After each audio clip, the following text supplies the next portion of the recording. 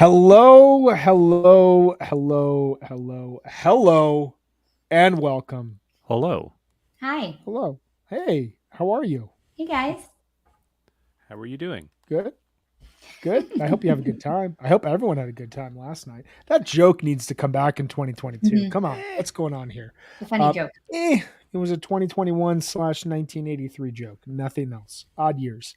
Um, this is the Helping Friendly podcast, live on tour, recapping last night at Deer Creek Amphitheater. We will not be calling it anything other than Deer Creek Amphitheater. I'm sorry, it's just not going to happen. It's Deer Creek. Have you There's no been there? It's point. Deer They're Creek. just going to change the name again on you. Yeah, we're now like the fifth name since then. Is that right? Was it Comcast, Wireless, Klipsch, Verizon? Jiffy Lubes. I Yeah. mean, it's so silly. It's Deer Creek. Like, I have the ticket stub from 2010 when I think it was Comcast, and every theater I went to that summer was Comcast. It was like Comcast Theater at Great Woods, Comcast Theater at Hartford, Comcast Theater in the cornfields. I was like, just give them their unique name. Shitty internet amphitheater per state. Underpaid customer service staff per Yeah, state. right. You know? That said, last night Fish played Deer Creek. That's what we call it. And we are going to be recapping the show here today. We've got two fantastic guests. We're going to bring one of them on here shortly to talk through last night's show. We'll be speaking first here with Mr. Ben Gardner, friend of the pod, returning guest to the podcast here to recap. He was on last summer to talk through one of the Gorge shows, which I went back and listened to those Gorge shows recently, and they just sound like a fucking dream. Like that first night, just take me away. You know, I know that this is a controversial opinion because a lot of people complain that it was too quiet, it was too slow, which meant it was bad. You know what? I like quiet and slow music from time to time. Do you guys? Oh yeah, it was a real vibe. Now that you're saying that, I kind of remember that. I like quiet and Total slow. vibe. I have Yeah. whole albums committed to that sort of sound, so why not? It's like a huge chunk of my collection. We already have two podcasts that are starting in addition to the Helping Friendly podcast, the Helping Friendly Sandwich podcast, the Helping Mhm. Friendly Weather podcast. We're going to start a Helping Friendly Ambient Jams podcast because regardless what Kevin Hogan says, who has just entered the podcast chat, we need ambient jams in our life. And that Gorge show last summer, that was as ambient and as jammy as possible. We will also later here in the show be bringing on Mr. Paul Ohorovic. I really hope I got your name right there. Paul Ohorovic. I'm terrible with pronunciation. Please, please, please forgive me and remind me when you get on the screen. At Poor Life Choices, he'll be joining us as well. Paul's, I think, playing a set at Deer Creek here today, so we'll be talking about that. But before we get to all of that, Megan, how are you doing? I'm great. Thanks. We had a really fun pre-show hang last night. We If people did. It was missed a good it, time. they should really jump on for these pre-show hangs. They're so fun. You sang happy birthday to me, both of you. Sort of. Kind of, a little bit. It was the thought, really. It was the thought. Oh man, I was not on key or on pace, but nobody expects that of me. You I just counted it off, and they I went counted like it all. halftime. I'm not a drummer, Jonathan. We know. That was clear. Jonathan, how are you? I am well. I'm pausing, taking a break from recording music to talk about music. I will admit I have not listened back to the show, but I listened last night, and that more or less counts. You think an architect ever pauses architecture to dance about architecture? Absolutely. They What do take you do? vacations to go look at buildings in other cities, and then they when they see the giant cathedral, and they're like, Kevin raises a really great point that you just put on the screen. One of y'all nailed Yeah. Down with Disease. I wonder, was it you, Brian? Was it you? It was not. I don't nail any song Oh, picks. I've okay. never predicted anything correctly in Fish in my life. Get the envelope out. That's my pick 5 from last night, where I had Down with Disease, No Men, and Ruby Waves. But more importantly, at the emergency set break hang, wherein we had to discuss the breaking news of the no repeats thing being busted. Right as we were wrapping up, we talked about what they were going to open with, and we were like, "Oh, Down with Disease, probably." And then I said, "No, you know what they'll do? They'll do No Men, they'll do Down with Disease." And I don't remember what else I said, but they did exactly that. So Jonathan, you are like right there right now. You're just in the zone with this stuff. yeah, if only they That set break hang was fun. We talked about how Fish should play David Bowie. I had a baseball bat. Dude, I did. tried to get on. Stuff. I had some technical difficulties. It's okay. My daughter had my laptop. I was like, "What's happening?" And then I was like, "I'm just gonna listen later." That's fine. That's really fun, though. I did You see were you with that. missed, but don't feel bad for missing it. It was impromptu. If Fish hadn't played in Cavern, we wouldn't have done it. But yeah, Sure. to Megan's point, we are doing, and as Harold Larkin says, kids, LOL. With a kid in the pick. I get it, man. I feel it. He knows. Kids, Totally. LOL.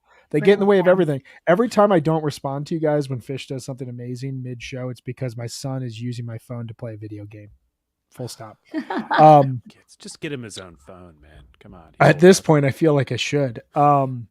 As Megan pointed out, we are doing these pre-show hangs. We will be doing another pre-show hang today, 7 p.m. Eastern, before the band takes a stage, or not even before the band takes a stage, in advance of the webcast showing up on your TV screen. So you don't have to be super stressed out. You don't have to sit there and be like, oh my God, is this actually happening? Do I have to watch this while also watching Fish? Like, when will I know? We're just going to give you some time beforehand. We're basically the equivalent of you standing in line waiting to get into the venue, and you want to have a hang and a chat. And that's what we do. And yesterday, listener to the pod, I don't know if they're in here right now, Cinnamon posted an incredible question that we're going to dive deeper into, but I'd encourage people to check this out on YouTube. They asked, after Fish goes away, whatever that happens, will there be this like Fish carryover of cover bands and tribute bands and artists playing Fish's music in the same way that there is for the Grateful Dead? And we went down that rabbit hole, but we're going to continue to go down it a little bit tonight. So it should be fun. 7 o'clock Eastern, basically the same spot. You'll find the link at Osiris Media. Just look for us near the Akron family flag. That's it. Right there. God, that's a good flag. You'll find us. That's a good flag, man. Before we go live, though, I do want to tell you all. We are live. Before we jump into the main portion of our conversation here with Mr. Ben Gardner, have I mentioned he's a friend of the pod? Because he's a friend of the pod. Mm-hmm. Very good friend of the pod. We need to get like a friend of the HFPod shirts. I think that would be good, and have all of our guests wear them. Cool. Merch. Who wants to do merch for us out there? Come on, someone. T-shirt that says "Friend of the Pod," like just no specific podcast, just "Friend of the Pod." I thought that was a good shirt. I think that's the guys from Crooked Media, the Pod Save America. I think it's their font, but this would be friend of the HFPod. Yeah. Mm. So you're not just a friend; you're a friend of the Helping Friendly podcast. Different. Yeah, we have a lot of friends. We're gonna have to make a lot of those shirts. A lot of shirts. Let's do a contest. Ben Goodrich would buy one for sure. Faux show, as he says. All right, I want to tell you all about our friends at Sunset Lake CBD, which I enjoyed quite a bit of last night, let me tell you. Their smokable hemp products are for the very, very young and noobish deadheads and the very old, very vet, very bitter during tour Fish fans. Searching for mellow body highs. Smoking CBD has all the benefits of high THC cannabis without the paranoia or the anxious side effects. With 9 different strains from this year's harvest, there is something for everyone. Hawaiian Haze is awesome for an outdoor show. Cherry Abacus is best for the end of the night, which I should know because last night at the end of the show, I was like, I don't really know what to do right now. I put some Cherry Abacus in a pipe. And I threw on Obi-Wan Kenobi, and I was like, I am just in my zone right now. I'm nerding out completely in a totally different way than I was, but also in a very similar way. All of the flowers grown, cured, and trimmed by Sunset Lake CBD farmers. And even better, Sunset Lake CBD's farm-to-table approach gets you great pricing on the premium CBD flower by shipping it directly from their farm to your door. I already told you my personal experience. I love Sunset Lake. We got stickers, we got salve, we got gummies, we got everything, tinctures, everything you could possibly need. Check them out today at sunsetlakecbd.com and use coupon code HFPod for 20% off all products. Sunset Lake CBD, farmer owned and Vermont grown. And I will just tell you one thing. Okay, one thing. I had a very good friend in town about a month ago. I shared with him some Sunset Lake. He then ordered some Sunset Lake, and not less than 3 nights a week do I get a text from him that goes, Brian, I'm like relaxed, but I'm present. This is the greatest stuff I've ever used in my life. And I'm like, yeah, dude, I know what I'm talking about. You know, I don't chill for anything but the good stuff. So before we bring Ben on, I was, rooting over here in my little sticker stash to find that Sunset Lake CBD sticker. I have a big pile of stickers, and I'd like to feature another one that I found. This is Ooh. a classic right here. Look at that. Classic. The classic, The OG. which goes hand in hand with Jacob Yorba's question. I don't know if any of us are qualified to answer. Maybe Jonathan is. Who came up with the name for the podcast? I mean, it was RJ and or Brad. Yeah. We'll give them both credit because they are the founders of the original Helping Friendly podcast, and created what has morphed and grown into this juggernaut you see before you. Juggernaut. You see it before you. It's crazy. Like, as someone who has come up with a name for, I think, like 6 or 7 podcasts now, you can put a lot of thought into these things, and then you like release it to the world, and they're like, huh? Or like, why didn't you name it this? Like, Helping Friendly Podcast just like came out of the air for these guys. It's absolutely perfect. All right, let's get to the show here. Let's do it. We're just jamming right now. We're gonna bring on Mr. Ben Gardner to kick things off here. Ben, welcome to the podcast. How are you, man? Doing well. How are you guys? Great. Pretty Hey, good. man. Nice to have you here. We're super happy to be back, and it's always good to be at Deer Creek. It's a destination, I think, for a lot of us fish fans, and definitely for us Midwestern fish fans. So looking forward to the next 2 nights. But last night was fun. A lot of fun. Last night was fun. We're gonna dive into it, but tell us. So we spoke last year at the Gorge. You went to Deer Creek last year. Where are you at, kind of in your headspace, driving to Deer Creek, coming off of 2021 fish, coming off of 2 4-show runs? Where are you at thinking about fish heading to last night's show? Brian, as I've told you, I try these days not to have expectations, but it's impossible. We're always looking at set lists and, of course, thinking about the no repeats. Are they going to do repeats? Are they not? But I was just excited because I think we saw a lot of the momentum from 2021 carry over to Mexico and MSG, and certainly in Alabama and Charleston to start the spring tour. They've shown, I think, over the last couple of years now that they can insert second set jams into the 2 or 3 hole in the first set. Really anything's on the table. And that's just a really exciting thing to think about going into any show. So, and I think we saw, some glimpses of that. We can certainly go song by song, but I thought Everything's Right, kind of got to some of that second set space early. But it almost feels, trite to kind of bring it up as if it's new, because they've been doing this, consistently now over the last couple of years. So obviously the Midwest and Indiana, it's a lot of cornfields, a lot of nice farms driving through. So you can focus on the shows as you're driving in, and not a whole lot to look around at, but that's okay. It's the Midwestern charm, and it was a nice drive, and it was nice to settle in, get to a few hours early, and just enjoy the pre-show vibe and get in. For us, I would just finish by saying the nice thing is I love the lawn at Deer Creek, but we scored some PABs this year, so it was nice to not kind of feel rushed before the show heading in. You got your seat, and really looking forward to that again the next 2 nights of just being able to relax and enjoy the festivities outside before heading in. really can't be overstated how nice it is to have a seat in the venue and just be able to walk in at your own pace and not sit there and be like, I got to get in to get a good spot, or I'm going to be behind one of those giant barricades that holds up the roof at Deer Creek. It's something else. And I don't remember what year it was, but at some point I crossed over to like, I have to be in the pavilion. I have to. I can't do anything else. So I feel you there, man. Especially Chairs because are that nice. shakedown in Deer Creek is just so fun. And they haven't had a really great one on Spring Tour yet, I don't think. So it's just a special place. Well, I can't speak obviously for Alabama and Charleston, although I read that it was kind of a limited pre-show scene. So I think you can feel that kind of sense of relief and gratitude. I think in the hours before the show. I personally think that Deer Creek's the biggest shakedown that I've experienced. I know there are some others that rival it, but yeah, you can definitely feel that shift, and it was a really special feeling in the air.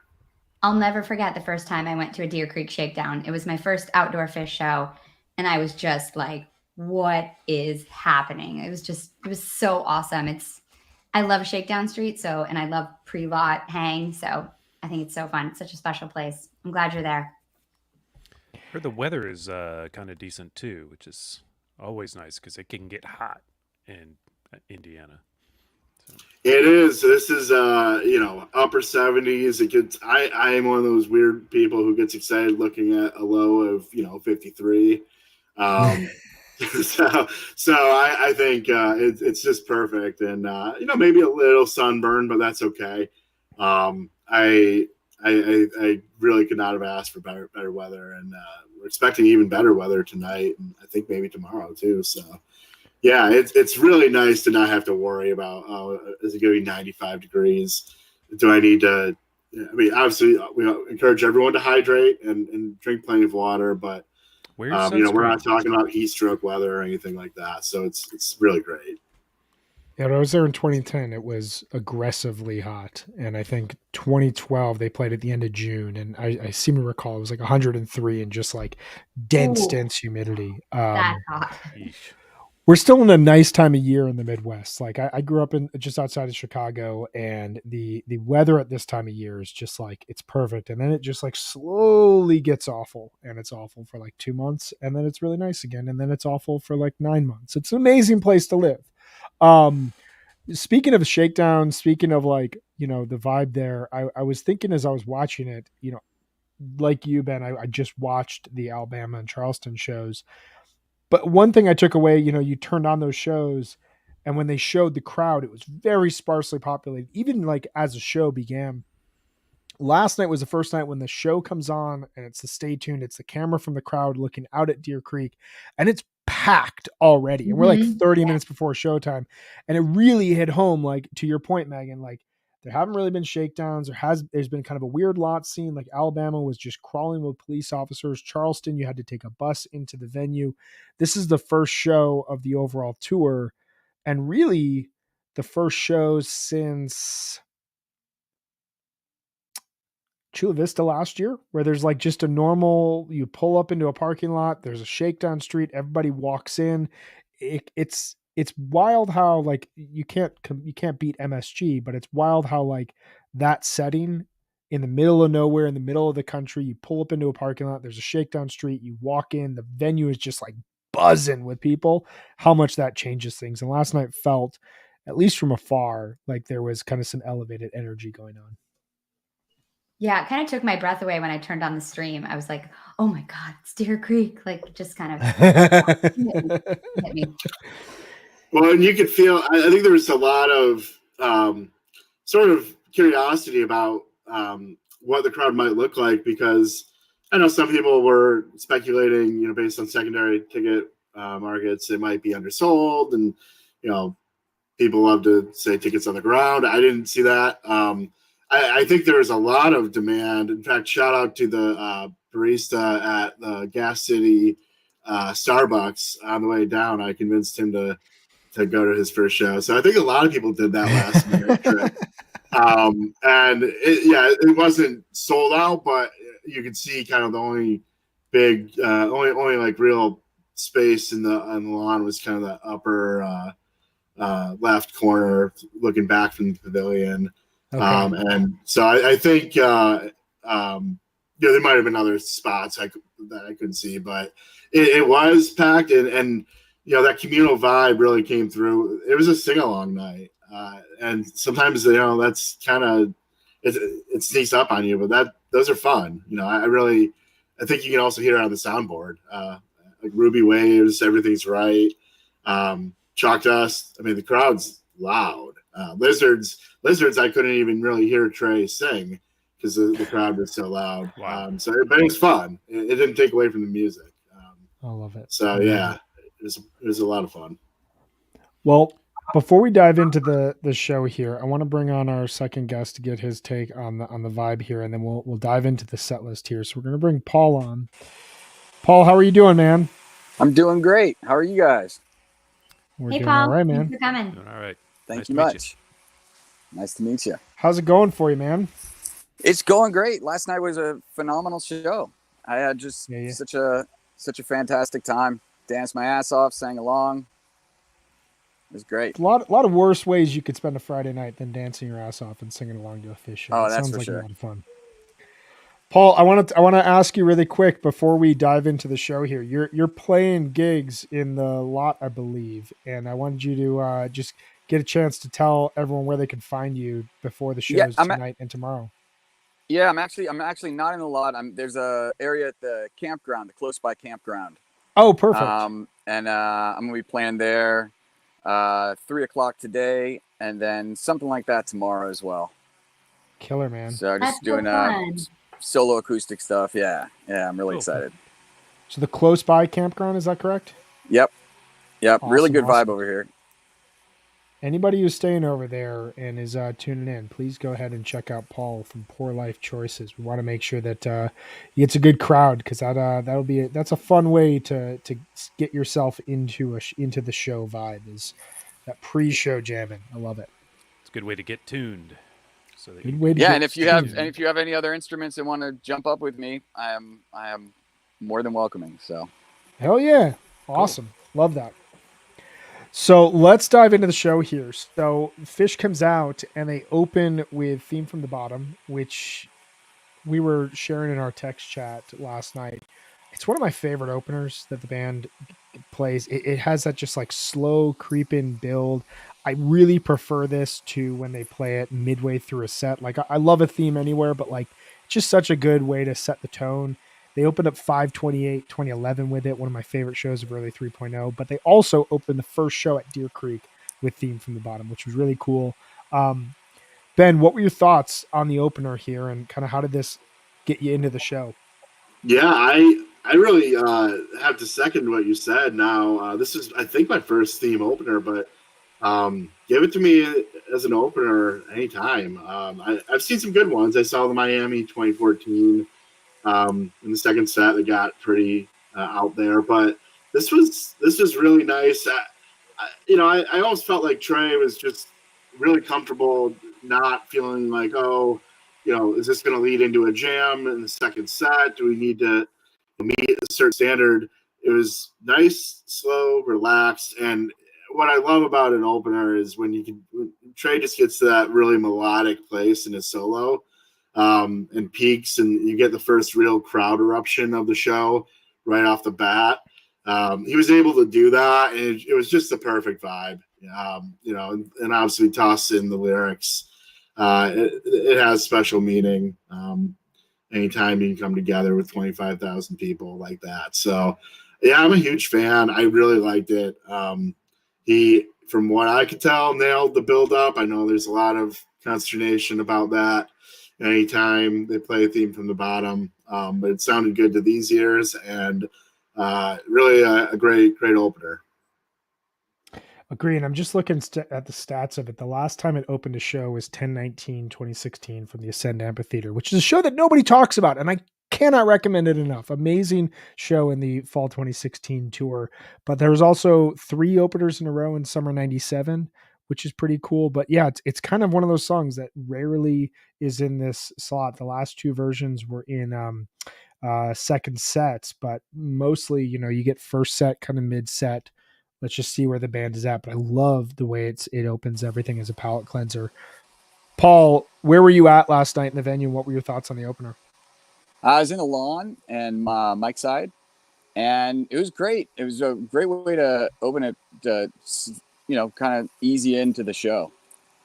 It was really I hadn't had that before, so it's nice. Yeah, that ease in, like, and then suddenly they're rocking. I love that. Jonathan, Megan, what did you guys think? I missed it, and I haven't listened back because I've been working on other things. But I love it as an opener. It doesn't jam, but it has kind of a nice build and peak that serves as a similar feeling, despite being composed and well performed when it's well performed. Megan, what did you think? Yeah, theme is a vibe, and I love it. I love when they open with a song that just kind of like sets a mood right away. And I love that they're throwing back to this, the first time they played there a long time ago, which I was there for. So is Jonathan. Aging ourselves for sure. But yeah, I mean, I just love that when they play things that they've played in that slot, kind of in a historic time that they played that venue, which is super cool. Yeah, I thought it was a great opener, sets the tone. And I feel like as we're going to get through the show, like it sets the tone for the kind of show that we heard last night, in the sense that wasn't going to like totally blow your mind apart, but it was just a very, very good Phish show in the middle of the country. We moved into Boogie on Reggae Woman, the first one since the Forum.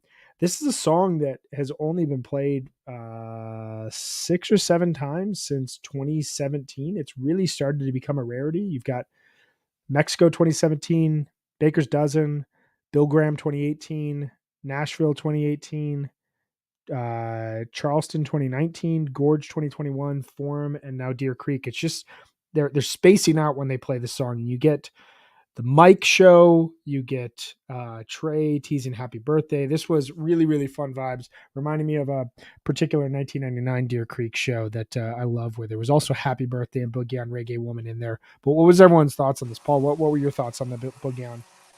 Man, it was so great. It was so great, especially having started with theme and going into it like that. I mean, the audience just like absolutely exploded. That bass sound on that song is just so sick. It's just so dance inducing. It's great. Yeah, I felt like the first quarter of the show was just like tons and tons of energy. Megan, what were your thoughts? I know that you are a Boogie On fan. What did you think as this was happening? Yeah, I love this song. This is one of my favorite covers. I'm always wanting to hear this song. This is like my style of groove. I like to dance this way. It's like funky, gritty. It's got that like, just like you said, Paul, awesome bass line. I was watching the show last night with my husband, who's not a fan, and I texted on our text chain that he was like, "Oh, did they do a Stevie Wonder Halloween? Is that from like a Halloween set?" And I'm like, "No, but that'd be pretty awesome." Sign me up.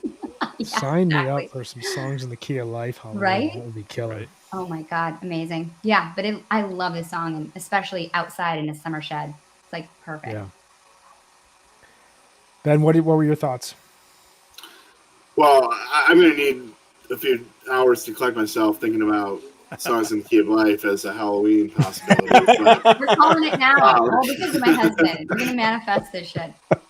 yeah. But yeah, I love when Phish just immediately kind of puts the crowd in a certain place. We're all different. Some of us are the head bobbers. Some of us really let loose, and other times, some people try not to do that at all. And I think we obviously should welcome all those folks at Phish shows, because everyone experiences the music differently. But what I really love about that boogie placement is, right away, everyone's moving their shoulders, their head, their feet. So you're doing something, and you're feeling that music. You look around, everyone's in the same place. And the early tease, the happy birthday tease, if you weren't smiling then this Phish thing isn't for you. But it was a flawless happy birthday tease from Trey. Really well done, and just a lot of fun. Yeah, it was energy right out the gates, and we moved into Everything's Right Then, which I just did the stats on it. So there are 37 Everything's Right Everything Right performances, including last night. Currently, there are 14 in the jam chart, but that is excusing the excellent version from New Year's Eve. It's excusing the excellent version from Mexico, the excellent version that opened up a show in MSG, as well as last night's version. So they're technically speaking 18 versions of Everything's Right that should be in the jam chart, which gives Everything's Right a 486 batting average. We are all about batting averages here. 486 is impossible. No, And there's 36. There's a large enough sample size to be like, what in the hell? This song is an absolute banger. Every time you hear it, I don't care what you think about the lyrics. I personally love them, but like, I know that there are some complaints from time to time about the lyrics. Every time you hear this song start, you should know, oh, we're in for something here. And last night we were really in for something. Jonathan, what were your thoughts on this? Everything's Right. What did I text you guys when it started? It's like, oh, time for a jam, because it's all but a given, and I'm okay with that. Like, there's not a lot of things with Fish that are a given. Like, Down with Disease last night was basically a given. Everything's Right going into a jam, basically a given, and it was a fun one. I think they stretched it out. They didn't go into 20-minute territory, which is a bummer. Folks will just have to give Mockingbird Foundation money anyways, because it was good. It was a lot of fun. I bet folks inside the venue were jamming it out. Yeah, I feel like when a jam goes to this length but doesn't hit 20 minutes, you should give half of what you were going to give to Mockingbird Foundation. Because like the band got there, they just didn't have a stopwatch on stage to say, up 20 minutes, let's give money to kids. Time is an illusion. This is very true. It's all about the vibe. Paul and Ben, you guys were there. Paul first, what were your thoughts as this started up, and what were your thoughts on this jam? I mean, for me, this is like the perfect sunset jam in a summer show. It is. Anytime Everything's Right starts, I'm the same way, where it's just like, okay, here comes the jam. This is going to be great. And it was.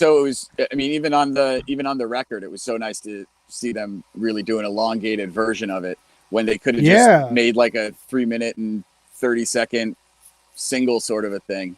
But to hear it jammed out like that is kind of them acknowledging that this is where we're going to go with this song every time, and it just gets better and better. It's great. Yeah, that's a really good point. Like the studio aspect of this, where they were clearly saying, like, we love this song, and every time we play it, we just can find this additional space to explore. It's a really good thought, and it's just like when they start this song, there's no effort being put into it. Ben, what were your thoughts? Yeah, I really will echo what Paul said. I think it's interesting that the studio version kind of gets to this ambient space and really kind of hits the right note for those of us who like those ambient jams. And we saw a little bit of that in last night's. I thought it got to sort of this blissy space, and then it went back into this kind of darker space.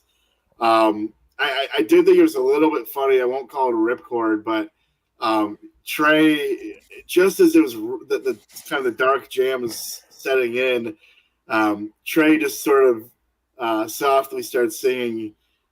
I think it was like everything's right, or it's gonna be all right. And it's like that contrast of like this dark jam, but it's gonna be all right. It almost felt like a different version of Lassie, come home, Lassie.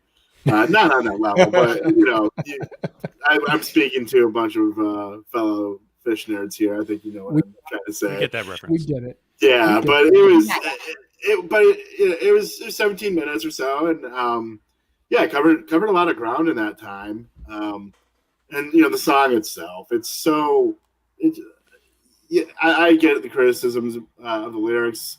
I get that maybe sometimes in the last few years it didn't feel appropriate to be singing "Everything's Right" when everything is definitely not right.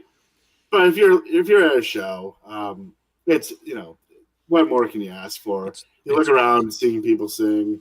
It's fun. It's a good vibe. It's why we see Fish.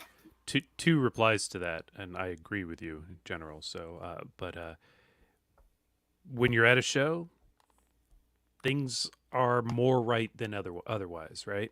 Yeah. And also when things aren't right in the world, sometimes a good blanket can help you feel a little closer to it, and this song can be that. So, and Yeah, a I good listened to jam this also. song so many times during the pandemic, like when we were in quarantine. I listened to this song all the time. It made me feel better. I think it's just one of those songs that you can kind of cling to. And yeah, it's a little dad rocky, but as we all know, the dad rock songs lead to epic jams a lot of the time. So get on board with the dad rock. A lot Dad of rock dads is a at good Lot thing. of shows jams. too. Get on board. I have really come around. I think this is a really interesting discussion point. I've really come around on the lyrics of this song. I initially thought it was slightly trite, and what you're saying, Ben, like when the song debuted, it was like, really, we should be singing this right now. Like, does this fit the moment? I would argue this song has really aged well, and I think that the sense of what Trey is saying with everything's right is not necessarily in this moment. It is more there is not necessarily a plan, but there's like a reaction and a cycle to the way that things work. And on the whole, if you take like the 10,000-foot view of the world, everything is right. Everything is going as it should, even when it's not. And that Even kind when of the push and mirror's pull. secret is that I'm losing my hair or Yeah. something like that. It's just like, I mean, he addresses it. It's like, not Totally. things aren't perfect, but everything's right. Yeah, I mean, he's like, Yeah. I'm in gonna be prison. okay. I'm in a prison without, there's a lot of, the metaphor is pretty deep there. There's a lot of darkness in that song, Yeah. in the sense is that like, and for me, as you know, speaking of dad rock, like my son sings these lyrics constantly, and like having him sing it as almost like meditative, like just Yeah. repetition, like it's right. Like there's a lot of challenges, but at the end of the day, things are good. And when they play this song, the way that you were talking, Paul, like on the record or live as a jam, it really kind of reinforces that like the inner meaning of this song just speaks to the band in such a profound way. I want to look at the remainder of the first set as kind of a big chunk because we've gone very deep on the first three songs here. I want to highlight Mull, but I also want to get your guys' thoughts. We had a unique twist here in the first set where we had some rare songs that were played, rare-ish, and then we had the first repeat of the overall tour. So let's talk songs, and then we can talk Mull and like the cool jam off of that. Ben, what were your thoughts on kind of the songs that were played, and were you thinking at this point no repeats? Were you angry when Cavern started? Were you happy? Were you like, oh, it's over, cool, they can play anything now? What were your thoughts as the first set concluded?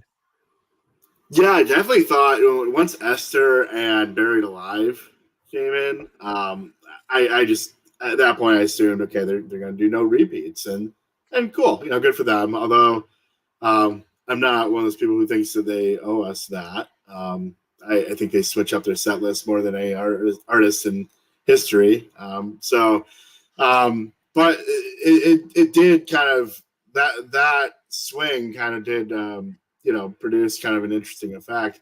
I was happy when I heard Cavern. I think it kind of it removed some of the I don't know if pressure is the word, but I talk about the burden of expectations. It removed some of that.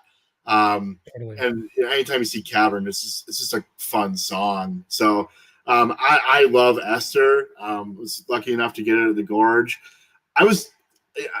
Jonathan, I think I've heard you talk about this on other podcasts where sometimes a flub or a sound issue kind of takes you out of the moment.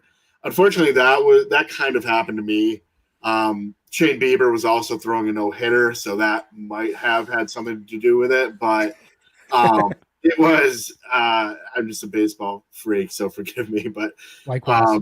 but it was quiet. There was something in my section, with the sound and combination of a couple mistakes. So, but then Buried Alive just was a ferocious, few minutes there. It brought me right back in, and I thought Alaska, it's good placement for Alaska. It's kind of the only place I ever want to see it. But it's fun. And, Alaska has that character zero and possum effect in some ways that by the time they get to the end of it and, Trey and Paige are just screaming, "I'll stay right here," and Trey's playing the guitar. Everyone's having fun. So, and I say that as someone, I'm just not an Alaska fan, but if you're at a show, it works. So yeah, I thought it came together all pretty well, and just Cavern was the perfect way to close that set. And it also gets you thinking, okay, is Tweezer on Sunday a possibility? Is my brother going to get his Reba? So I personally was kind of happy that they played Cavern and opened up. Went back to a couple repeats. I was too. I'm going to share some stats here in a second, but Paul, I want to get your thoughts. What would you think of no repeats being cut out, and what were your highlights in the last half of the first set? Well, this was my first Esther, and I remember as a kid, I had heard Esther when I was a little kid. My friend's sister came back from college, and that's when I was like, Fish is weird. I don't understand this. And then years later, it's just one of my favorite songs. It's so beautiful. Unfortunately, by me, I couldn't hear the vocals very well at all. And so I thought something had gone wrong with the sound. But then I listened to it this morning on Live Fish. It sounded great. But I'm actually a huge Alaska fan, so I was very happy to see it. Always gets me moving, and it's just such a fun song. I love the piano on it. And Alaska sounds like a band song to me, and it does. It sounds like something you'd listen to a bar. It's great. It's great with Tab too. Yeah, that's who I always hear the horns. Tab version whenever I hear it now. Yeah. Yep. And then Cavern, of the songs that I was pretty bummed that they weren't going to play, supposedly, was Cavern and Chalk Dust, because I just love both those songs so much. So it was really great. It was a really great surprise, and I love that they saved it till the end of the first set too. It was a great way to close it. The guys I was with, one of them was walking away, and when Cavern started, he was going to hit the bathroom early, and then it started and was like, well, no, I have to dance. Just dance all the way to the bathroom, and in the line, and I've never done that. No.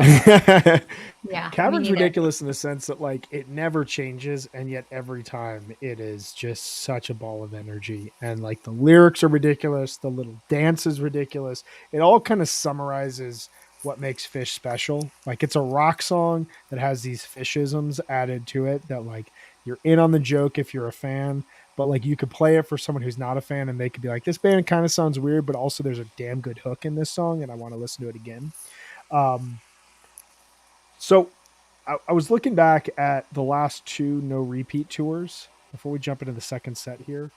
And because I was thinking about this, Jonathan, you and I were talking about this yesterday on the pod. Did they mean to play Cavern? Was it a mistake? Was it a joke that they were playing? So if you look at the last two, the Baker's Dozen and Fall 2019, they were more shows that they did not repeat a song in. But I think that if you take the averages, you basically get an understanding of where the band was at in their headspace of the song rotation, the songs that were being played. The Baker's Dozen, the average show gap per song that was played was 33 shows, which is pretty big. So you're dealing with a lot of bust outs on basically a nightly basis. Fall 2019, kind of a ragged upon tour in some cases, but if you wanted to see bust outs, that's a tour to see them on. 30 show gap in terms of what songs that are being played every 30 shows basically. Spring 2022, there's 5 shows with no repeats. Last night everything's negated because of Deer Creek, but spring 2022 was only a 17 show gap for the songs. There were a lot of songs, as you noted, Jonathan, that were played in MSG, a lot of songs that were played in Mexico. Not a ton of bust outs in those first 5 shows. So I almost wonder if they had just gotten to a point where they were like, we haven't practiced some of these bust outs. We're just going to kind of extend the rotation in a way that's not going to make it as fun. Let's just play Cavern. Let's play Chalk Dust Torture, shake this thing up. And then when we come out Saturday, Sunday, they can play your Tweezer. They can play another Set Your Soul Free. They can play another Carini, songs that they know that they can really attack. And I'm actually really excited about that because, repeats aren't the worst thing in the world. Relatively speaking, repeats, but there's a lot of potential with some of these songs on the second go round. Always is. And they also have the advantage of no travel for these two shows. So they Right. can get up in the morning, go to the practice room, take the bus over, early or midday, whenever is appropriate. I don't know. And just hang out in the afternoon, work on this song, work on that song, do the sound check. Again, more practice time, and then they do it again tomorrow. They're rested, they're comfortable. It is the advantage of the 3-night run, right? So I think that we'll still see some bust outs. I think that the people who were hanging on the idea of a no repeat set, I'm a tour, and I was in favor of it, but doesn't matter to me. I think they were hoping it would produce some of those deep cuts and things, and they could still happen. But they also might get a tweezer. And I see Ben nodding, and he's like, yes, give me a tweezer, right? Right? Give me another So- Reba. Give me another Reba. But maybe a drowned too. So you're gonna get stuff they haven't played yet.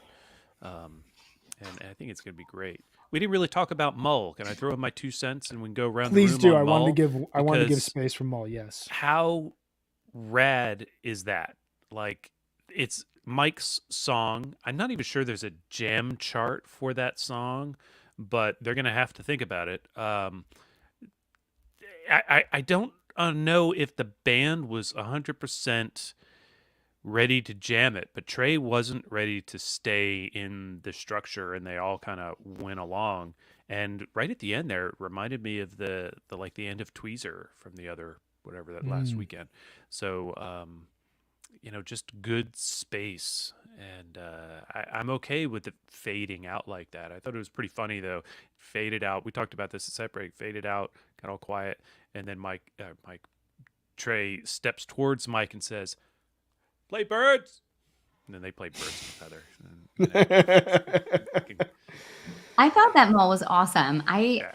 I actually really like this song. This is like one of Mike's songs that I really, really like. And it It was so works. cool to hear it like turn into this it was really hypnotic. I felt like it reminded me a little bit of the Light Jam and just had this like really hypnotic, mellow vibe to it. I thought it was super cool. It was so fun to see them get to that space. And I also just wanted to say about the no repeats thing. One of our listeners said that a no repeat tour can turn into Charleston 2019. And I do think that sometimes when you are trying to hit a goal of no repeats, that you're giving up on some of the more exploratory music that we love. So I think that I'm curious. I have no idea if that was intentional or not, if that was a mistake or not. But I think it's going to take the pressure valve off, and we're probably going to get some really sick shows these next 2 nights. Yeah, and we'll talk about this as we get into the second set. We were talking before we went on air with Ben about last night did not blow my face off. It was not like a Deer Creek night one last year, and that's okay. I'm not saying that in a negative way. I have no complaints. I had a great time. I was talking with my friends. I was sitting outside. I was listening to Fish. Fish closed the second set with 3 incredibly old school rock and roll, prog, weird awesomeness all combined into one, which is part of the reason why we all do this. And it set the table for what could potentially be 2 really, really strong shows to close out this short little tour. Before we move on to set 2, Ben, Paul, do you guys have any thoughts on the Mull Jam that was played?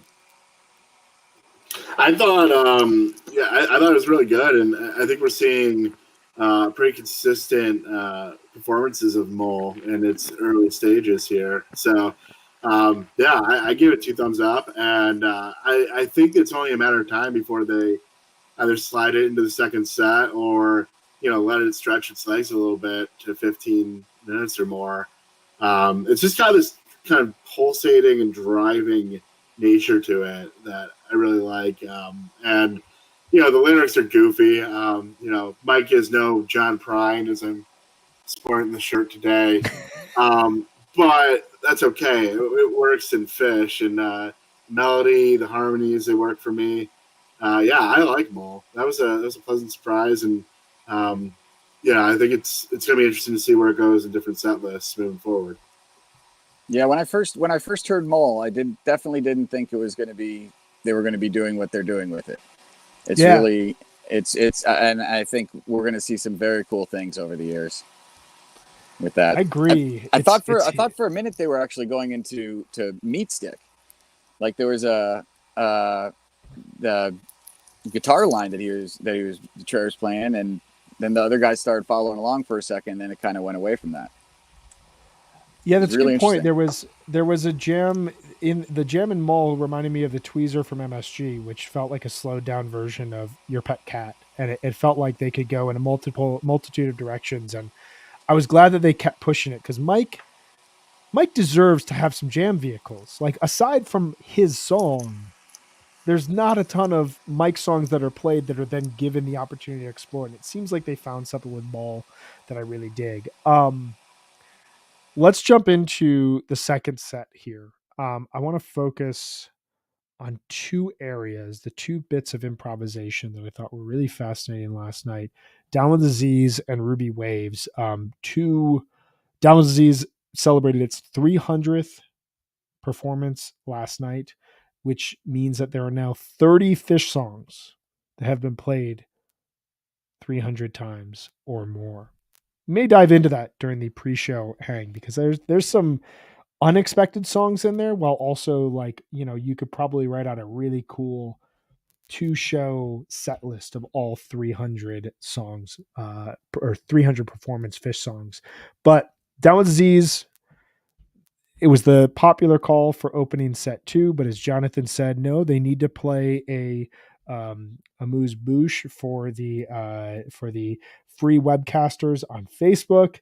And then Ruby Waves, which has only been played 14 times and has 6 currently, but probably 7, which is a 500 batting average, entries into the jam chart. These are two songs that when they're played, you know that you're getting some exploration. Ben, what were your thoughts on the Down with Disease and the Ruby Waves segment of the show? Yeah, I liked it. It definitely grew on me listening back. I really liked Ruby Waves in the moment, but Disease was kind of more interesting than I remember it being. It's always interesting when they have kind of a shorter song to open the second set. No Man's had some interesting type 1 jamming for a few minutes there, but they didn't really stretch it out. So you always have your expectations kind of change in that moment, and you're wondering, okay, what's going to be the jam vehicle that really takes the set and puts it in motion. Disease is pretty reliable at that, obviously. So I thought it really got it off to an interesting start. Joy, if I had to place Joy differently, I would. But Trey writes a beautiful song. It means a lot to him about a dear family member. I'm not going to criticize it, and it was beautiful solo. So, I'm not going to criticize it. The Ruby Waves really hit the spot for me, though. Great sing along. The crowd is just really into it, and I thought that I've made this observation since they first started playing it, and really since I heard it on Ghosts of the Forest. It's just a great arena rock song. And I know obviously we're not in an arena here at Deer Creek, but with 25,000 people, it's just it really works in front of a big crowd. And I thought the jam covered a lot of ground in relatively short amount of time, and like Trey's guitar playing really kind of met the energy of the crowd there. So I love Ruby Waves. I was really happy to see it. And the song is also, I'll always be interested to know why Trey sat on that song for so long. The lyrics really kind of hit me last night, and then listening to it again this morning. Just that refrain, escape from this prison of lies, escape from this prison of lies, knowing what he was going through in that 2007, 2008 time period, when he originally wrote the song, but kind of kept it to himself for the most part. Just really kind of interested to know, why did he choose to bring that back and to see it, become a staple of Fish. It's it's really, really cool to me. But I just love to learn more about why. So yeah, big fan. Yeah, the honesty in those lyrics are almost like it would have been shocking to hear in 2007, 2006 range, and I think it Probably hard for him to communicate that, expose at that time. which has made it so interesting because like there's so many classic versions of that song for a song that is not really played. Like it's in a somewhere between a 6 and a 15 show rotation at most times. Like it's not like they're playing it in that like 4 to 5 show gap, so they're not pulling it out there on a run by run basis. But when it's played, there's so much attention given to the song, and there's so much like it's like 3 minutes and then they're off. And when they're off, anything can happen. We've seen 40-minute jams happen. We've seen 30-minute jams happen. We've seen even in 11 minutes, like last night, a ton of ideas are compacted. So I wonder, to your point, Ben, like he sat on it until maybe he felt right to play it and to sing it to people.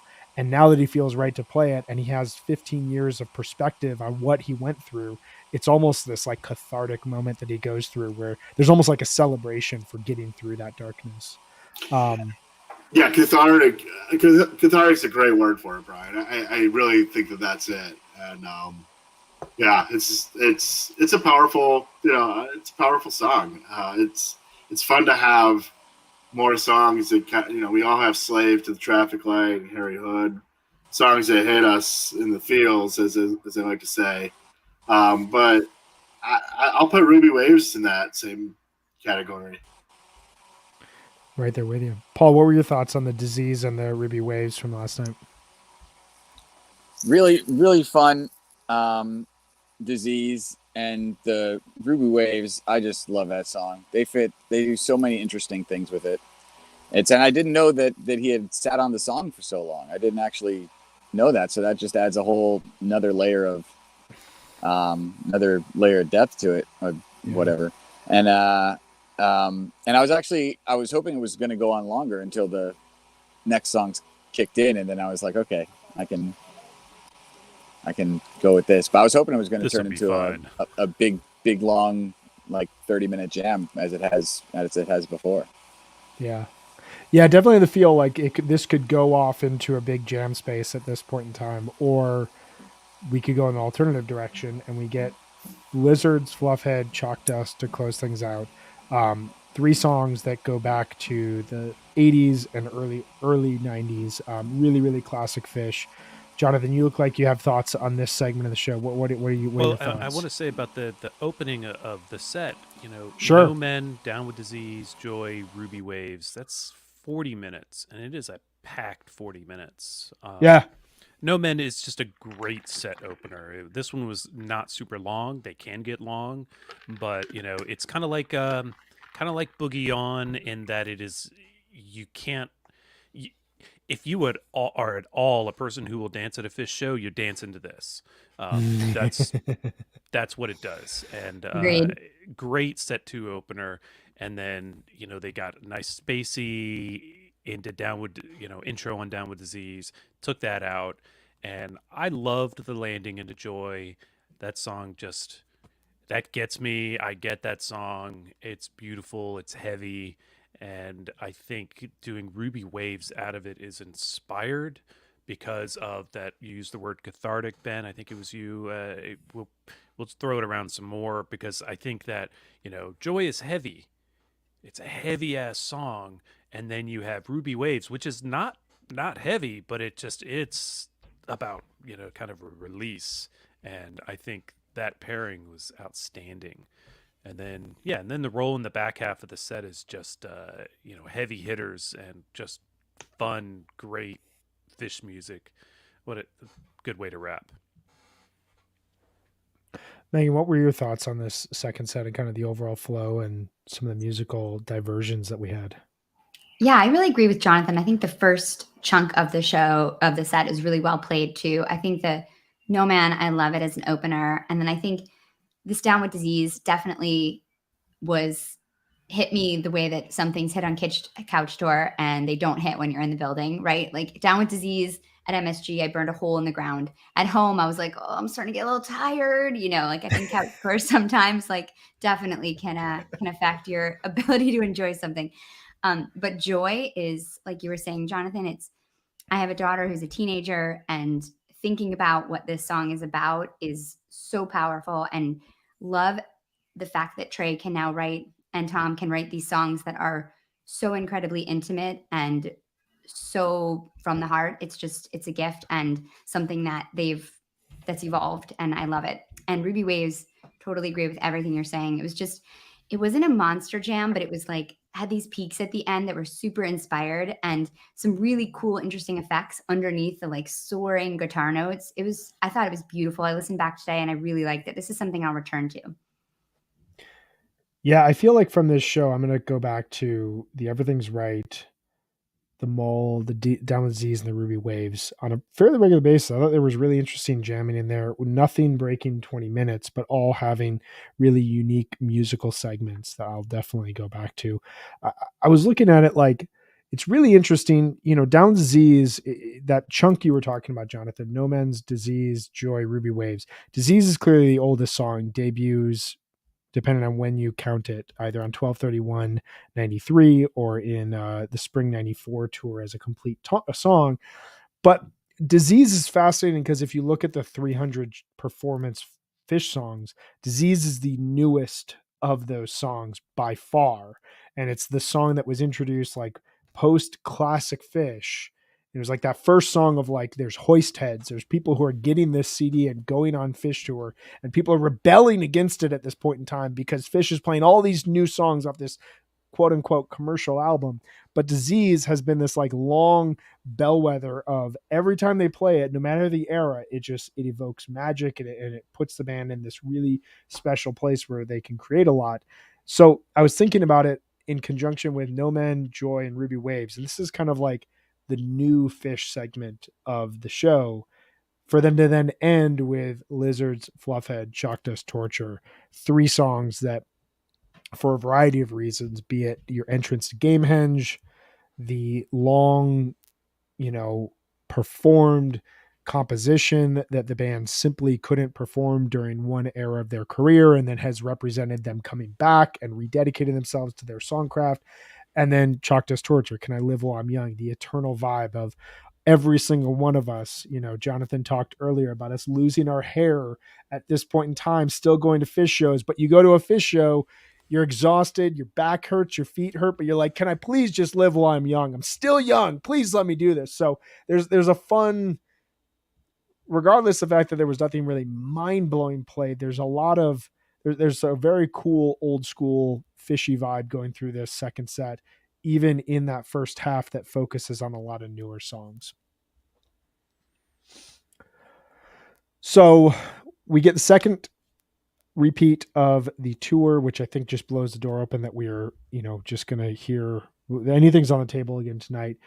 They close out, you get a mic focus in Contact, you get First Tube.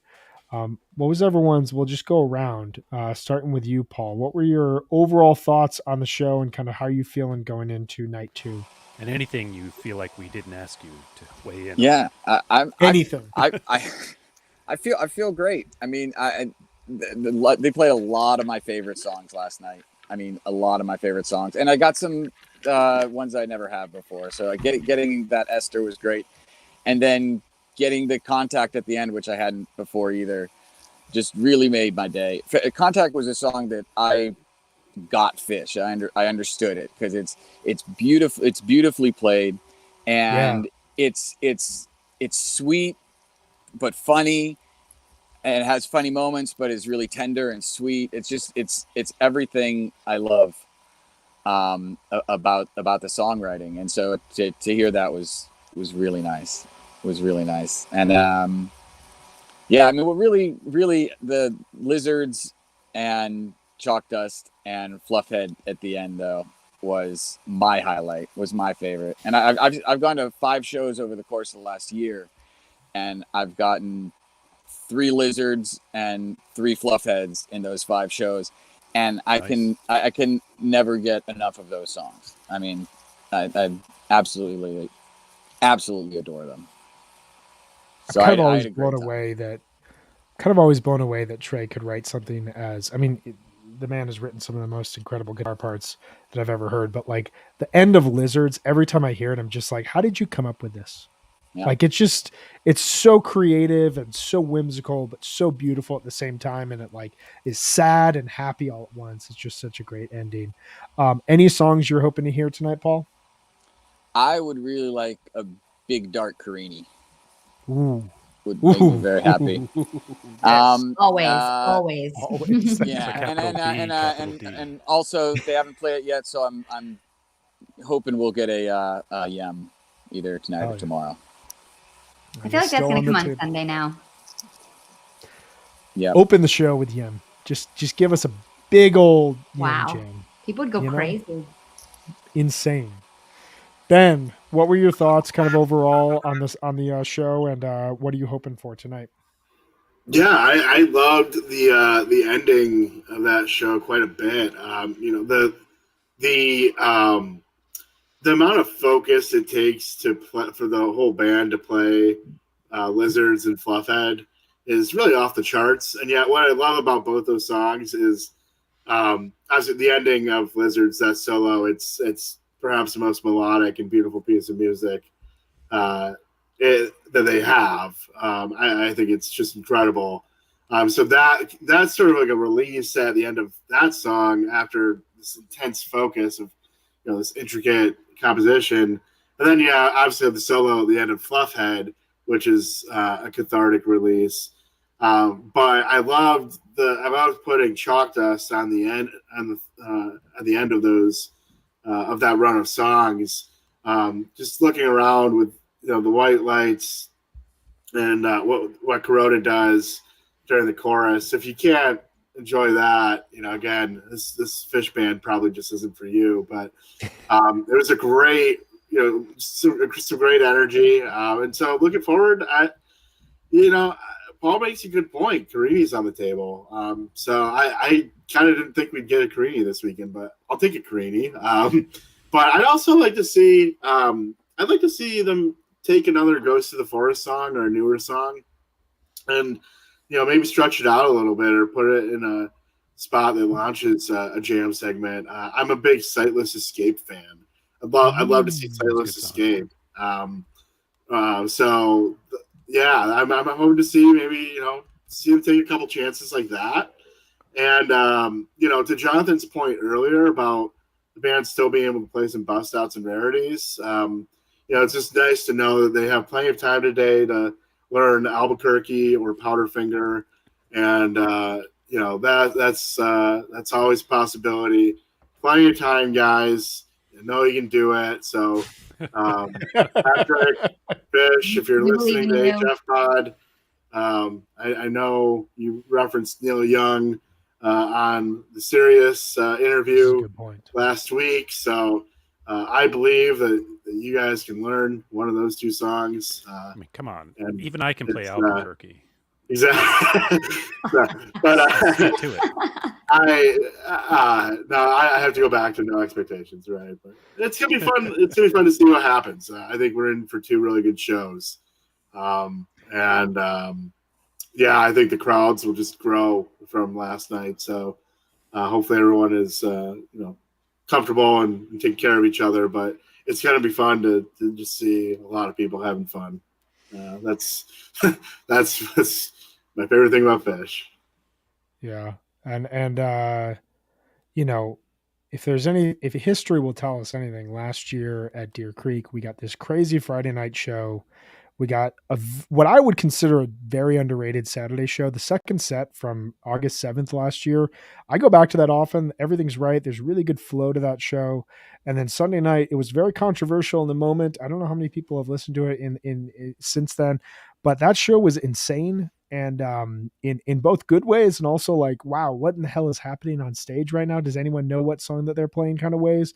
But like that vibe of deep jamming on Saturday, craziness on Sunday, like there's a lot of that still on the table. So really, really excited to hear what happens tonight. Ben and Paul, thank you guys so much for joining us. Paul, I want to give you one more chance here. Let the people know, where are you playing today? What time? What can we expect?